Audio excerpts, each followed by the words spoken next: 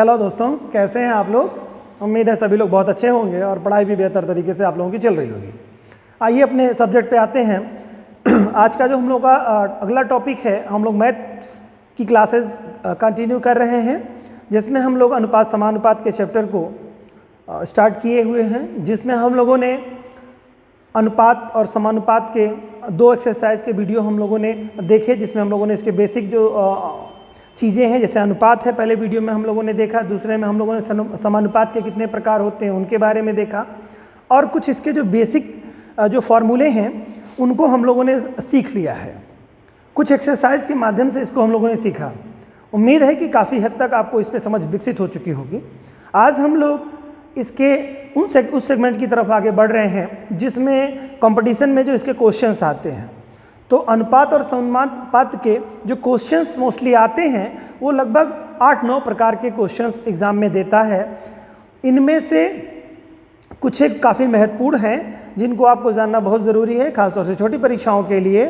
और जो टफ परीक्षाएं हैं जैसे SSC CGL वगैरह हो गया, उनके लिए ये लगभग 9 प्रकार जो आपको मालूम होने चाहिए कि प्रश्न इसको कैसे सॉल्व करते हैं। तो ऑलमोस्ट तरीके आपको मैंने बता दिए हैं, बस इनको थोड़ा सा इसको क्रिया रूप में आपको लाना होगा। आइए हम लोग देखते हैं कैसे इसके प्रश्नों को सॉल्व किया जाता है और कितने प्रकार के इसके प्रश्न एग्ज़ाम में कंपटीशन के दृष्टिकोण से बनते हैं। तो इसको देखते हैं थोड़ा सा हम लोग। देखिए, जैसा कि आपको यहाँ पर मैंने लिख रखा हुआ है कि कुल 9 प्रकार के आपको क्वेश्चंस आएंगे अनुपात समानुपात पे। पहले जो प्रकार का जो क्वेश्चन होगा ये पहले जान लें आप। सबसे ज़्यादा इंपॉर्टेंट तो ये है कि आपको ये 9 प्रकार आपको समझने हैं। जैसे फंडामेंटल आपने सीख लिया, फंडामेंटल पे ही बेस सारे क्वेश्चन होंगे। थोड़ा बहुत ही इसमें कहीं कहीं कुछ सुधार की थोड़ी ज़रूरत पड़ेगी। कुछ एक तो आपके ऐसे होंगे जो कि मैंने जो बता दिया उस पर ही सारे क्वेश्चन आपके कंप्लीट सेट बैठ जाएंगे और आप इजीली इस क्वेश्चन को कर पाएंगे। आइए देखते हैं कि ये 9 कौन कौन से सेगमेंट हैं इसके, जहाँ से प्रश्न इसके आते हैं, और या किस टाइप के 9 प्रकार के प्रश्न कहाँ से कैसे 9 प्रकार के प्रश्न हैं। पहला तो है समानुपात पर आधारित प्रश्न होगा, जहाँ पर क्या होगा, एक अनुपात दिया होगा, फिर दूसरा अनुपात दिया होगा और दूसरा अनुपात पहले अनुपात का समानुपाती होगा, या दूसरा अनुपात पहले अनुपात का समानुपाती, या पहला अनुपात दूसरे अनुपात का समानुपाती होगा। समानुपाती का मतलब ये होता है कि दोनों अनुपात बराबर हैं, यही समानुपात होता है। तो उस पर एक प्रश्न आपके आएंगे जो कि हम लोगों ने आगे काफ़ी अच्छे से चर्चा की है दोनों वीडियोस में, आप लोग देख सकते हैं। अगर चाहें तो आप जाके देख लें उसको। और मेरा तो ये आप लोगों से सजेशन है कि आप कृपया जा करके उसको देखें, जिससे कि एक अच्छी समझ आपकी बनती जाए। और फंडामेंटल मैथ अगर आपको आ गई तो फिर कोई दिक्कत ही नहीं है, आप ईजिली आप बाकी चीज़ें आप सीख सकते हैं और धीरे धीरे आपको आ जाएगा। जो आपकी आज की वर्तमान स्थिति है कि मैथ्स मुझे कुछ नहीं आती है, ऐसे बहुत सारे बच्चे मिलते हैं और जिनकी अपनी प्रॉब्लम रहती है कि सर मैंने मैथ्स तो कतई नहीं पढ़ी। कुछ गर्ल्स हैं, कुछ बॉयज़ हैं, ऐसे मोस्टली गर्ल्स की संख्या इसमें ज़्यादा दिखाई देती है, क्योंकि बच्चियाँ अक्सर मैथमेटिक्स नहीं लेती हैं। तो उस स्थिति में उनको बहुत डर लगा रहता है। तो डरने की कोई ज़रूरत नहीं है, आप बेसिक मैथ को सीखिए और बेसिक मैथ जब आप सीख जाएंगे, इंटरेस्ट डेवलप हो जाएगा, तो बाकी आगे की चीज़ें भी बहुत सहज हो जाएंगी। एक जो हाईवे बन जाता है ना, तो शाखाएं उसकी अपने आप निकलती चली आएंगी, तो फिर आप उस पर चलने लगेंगे। बेसिक मैथ का यही मोटिव है हम लोगों को जो देने का आपको।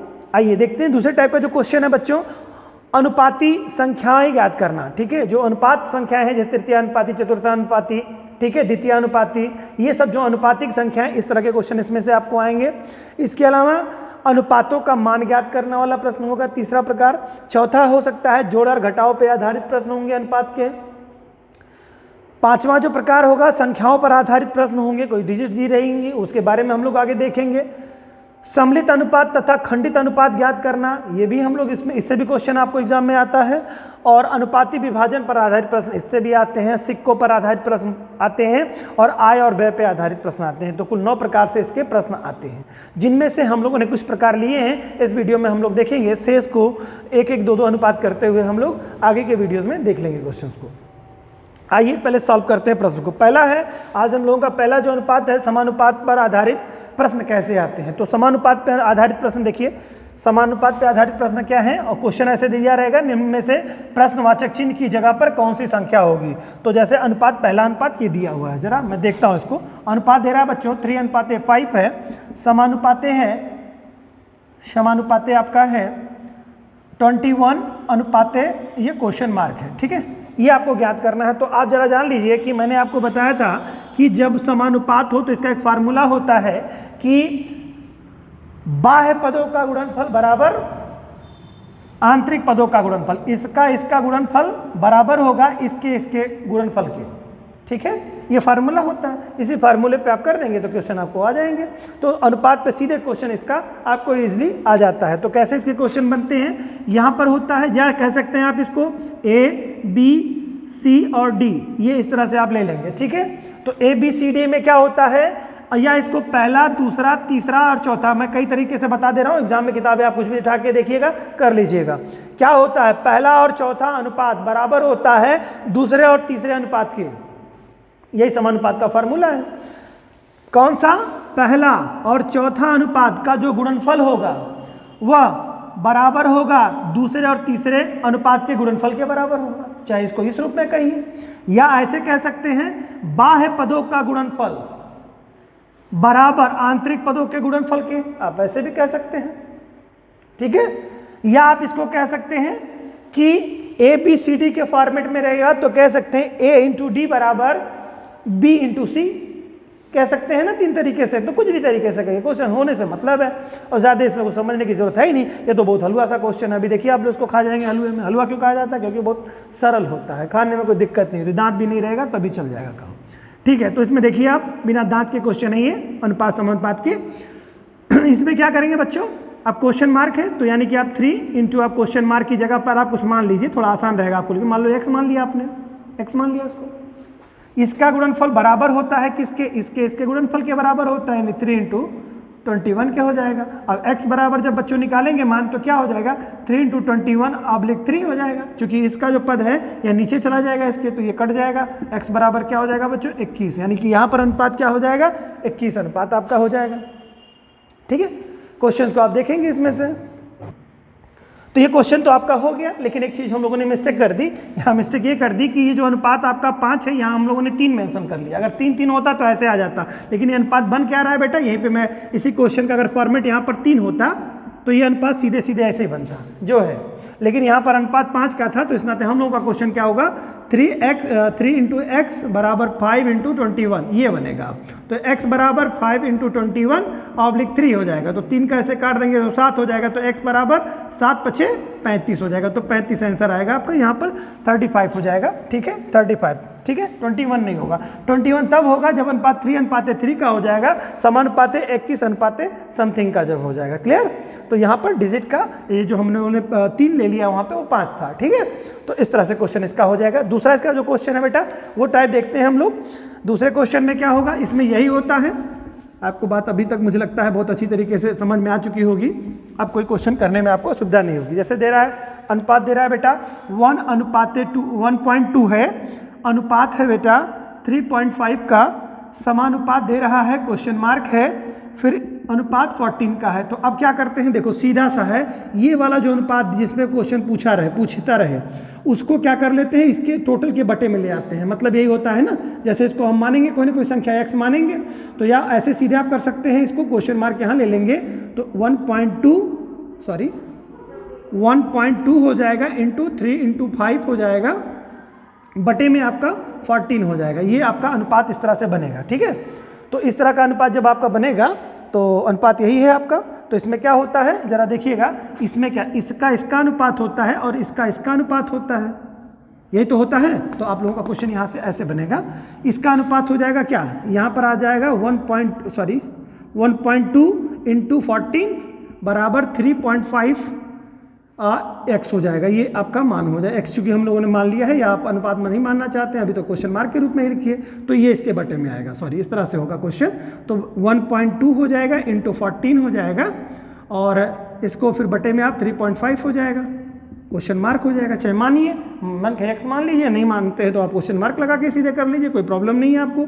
अब देखिए यहाँ पे भी पॉइंट है, यहाँ पे भी पॉइंट है, तो इसका क्या मतलब हो गया, अब इसको पहले सॉल्व करते हैं पॉइंट हटा कर। कैसे, आप इसको क्योंकि पॉइंट फिर बाद में पॉइंट आप लगा दीजिएगा, 2 अंक के बाद में आप पॉइंट लगा देंगे, जितने अंकों का यहाँ दिया रहेगा। तो पहले इसको सॉल्व कर लेते हैं हम लोग।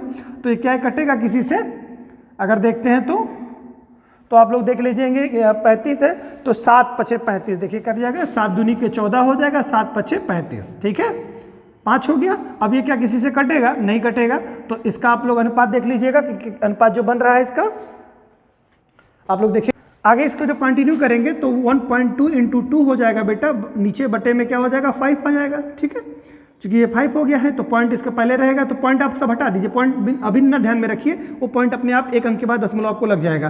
तो 12 दूनी के 24 हो जाएगा, 2.4 हो जाएगा, 24 हो जाएगा बटे 5 हो जाएगा, ठीक। इसका जब भाग देंगे तो कितनी बार कंप्लीट जाएगा, 4 बार जाएगा, बचेगा क्या 4 बचेगा, तो नहीं लगाएंगे तो मतलब जो है नहीं जाएगा भाग, तो पॉइंट लगाएंगे तो 0 हो जाएगा, 8 × 5 = 40।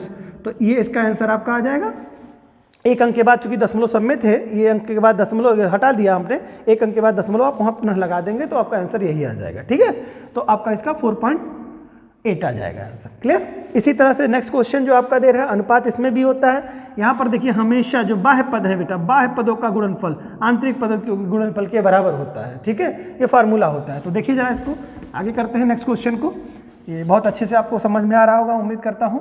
4.5 है बेटा, इसके बाद में आपका क्वेश्चन मार्क है अनुपात में, और फिर बराबर की स्थिति में आपका जो दे रहा है समानुपात में जो दे रहा है 9:2.6 का दे रहा है, ठीक है। अब इसका मतलब इससे इसका होगा इंटू इसका के साथ इंटू होगा, तो आप सीधे यहाँ पे क्वेश्चन मार्क करके कर सकते हैं। 2.6 इंटू 4.5 / 9 हो जाएगा, ठीक है।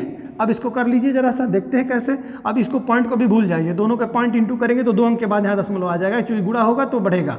तो अभी देखते हैं इसको, पहले इसका 9 के ना 9 × 5 = 45, सीधे 5 आ गया, ठीक है। तो आप इसको अगर 7 कर लेंगे तो कितना आ जाएगा आपका, ये डिजिट जो आपकी बनेगी 26 × 5 हो जाएगा, ठीक है।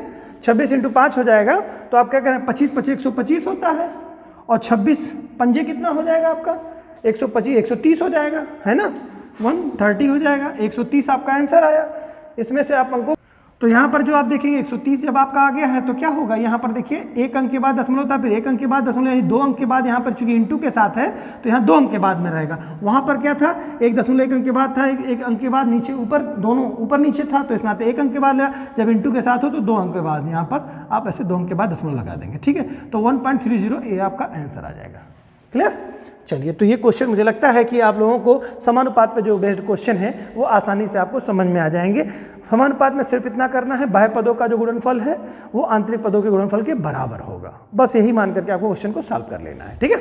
ये तो आपका हो गया अनुपात पे साधारण जो क्वेश्चन आते हैं, ये समानुपात पर आधारित जो प्रश्न है। अगला क्वेश्चन जो आएगा आपका वो किस पे आएगा, बेस्ड होगा अनुपात संख्याएं ज्ञात करना। जैसे दे रहा है बेटा 9 और 25 का मध्यानुपाती, 9 और 25 क्वेश्चन दे रहा है, 9 और 25 का जो है मध्यानुपाती यहाँ पर दे रहा है, 25 का मध्यानुपाती, ठीक है। अब देखिए मध्यानुपाती क्या होता है, जरा ध्यान रखिएगा। मध्यानुपाती वाला फार्मूला आप लोगों, वितत अनुपात आप लोगों ने पढ़ा होगा। वितत अनुपात में क्या हो गया, इसका मतलब वितत अनुपात में A अनुपात B समानुपात B अनुपात C होता है, तब यही मध्यानुपात होता है। मध्यानुपात का फार्मूला हम लोगों ने बताया था कि B² बराबर होता है A × C, या इसको B बराबर कह सकते हैं √A × C, ये वाला फार्मूला है। इसी पे आप रख दीजिए तो मध्यानुपाती का आपका फार्मूला तैयार है। तो कुछ नहीं करना होता है, बस यही कर देंगे। आप क्या कर देंगे, इसको मध्यानुपाती आपको निकालना है, 9 × √25 कर देंगे। अब देखिए ये क्या हो जाएगा, इसको फैक्टर कर लीजिए, इसका 3 × 3 कर लेंगे, इंटू 5 × 5 कर लेंगे। अब पेयर बन गया तो निकल जाएगा बाहर, 3 × 5 निकल जाएगा, तो कितना हो जाएगा 7 × 5 = 15। आंसर कितना हो जाएगा इसका मध्यानुपाती बेटा, कितना हो जाएगा मध्यानुपाती 15 हो जाएगा, 15 हो जाएगा, क्लियर। तो ये मध्यानुपाती निकालने का फार्मूला हो गया। ये तो सूत्र आपका है, मध्यानुपाती बराबर क्या होता है कि अब मध्यानुपाती अगर दिया हुआ है तो मध्यानुपाती आपको निकालना है, इसका मतलब तृतीय अनुपात दिया हुआ है, ये पहला अनुपात हो गया, ये तृतीय अनुपात हो गया। मध्यानुपात नाम निकालना है तो मध्यानुपात क्या होगा, यानी कि यही फार्मूला जो मैंने बताया था, A अनुपात B समानुपात B अनुपात C, यानी कि यही मध्यानुपात हो रहे हैं आपके, ठीक है। यानी कि दोनों में एक अनुपात कॉमन रहेगा। यहाँ इसमें जो मैंने बहुत अच्छी तरीके से आपको समझा रखा है कि पहले अनुपात का अंतिम पद और दूसरे अनुपात का पहला पद कॉमन होता है, ठीक है, एक ही संख्या होती है, तो उसमें विततानुपात में आपने देखा होगा, ठीक है। तो चलिए ये क्वेश्चन हमारा हो गया। अब हम लोग देखते हैं अगला क्वेश्चन दे रहा है, इसमें क्या कह रहे हैं 12 और 30 का तृतीयानुपाती। अब तृतीयानुपाती का मतलब हो गया यानी तीसरा अनुपात आपको ज्ञात करना है, और तीसरा अनुपात का मतलब क्या होता है, आप अगर देखेंगे तो तीसरा अनुपात मतलब A अनुपात और B अनुपात आपको पता है। क्या है, ए अनुपात बी अनुपात सी आपको निकालना है। कैसे निकालना है, समानुपाती बी अनुपाते सी, यानी यही सी जो अनुपात निकालना है, यही क्वेश्चन मार्क है आपके पास। समझ में आ रही है ना बात? तो इसको जब निकालेंगे आप लोग, तो इसको निकालने का जो पहले आपने समानुपात के फार्मूले पे निकाल रहे थे वही निकालना है। अब यहाँ पर क्या दे रहा है आपका, जब 12 और 30 का तृतीयानुपाती निकालना है तो 12 है, और इसके बाद क्या दे रहा है बेटा, 30 का, 12 और 30 का, तो इसका मतलब ये हो गया, ये दिया हुआ है।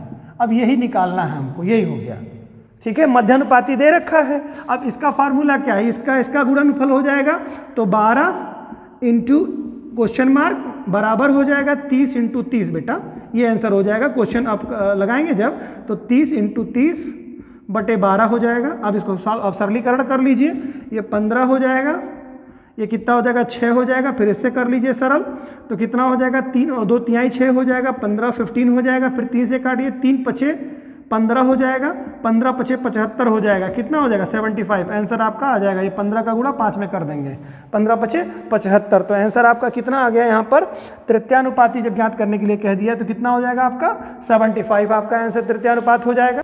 ओके, आगे देखते हैं हम लोग। इसमें नेक्स्ट क्वेश्चन जो हम लोगों का दे रहा है, इसमें कह रहा है बच्चों कि कोई संख्या दी है, चतुर्थानुपात ज्ञात करना। बहुत सिंपल, चतुर्थानुपात दे रहा है, वही चीज़ें आपको हो गई। कोई अनुपात दे रहा है 6:5, समानुपाते की स्थिति में, या मान लो ऐसे ही अनुपात दे रहा है सीधा आपका। तीसरा अनुपात दे रहा है 21 दे रहा है। चतुर्थानुपात आपको ज्ञात करना है, तो चतुर्थानुपात यानी इसका मतलब ये ऐसे ऐसे फार्मूले में है, और चतुर्थानुपात आपको ज्ञात करना है, ये वाला ज्ञात। तो क्या करना है, फिर वही चीज़ हो जाएगी, ये गुणा इसका हो जाएगा।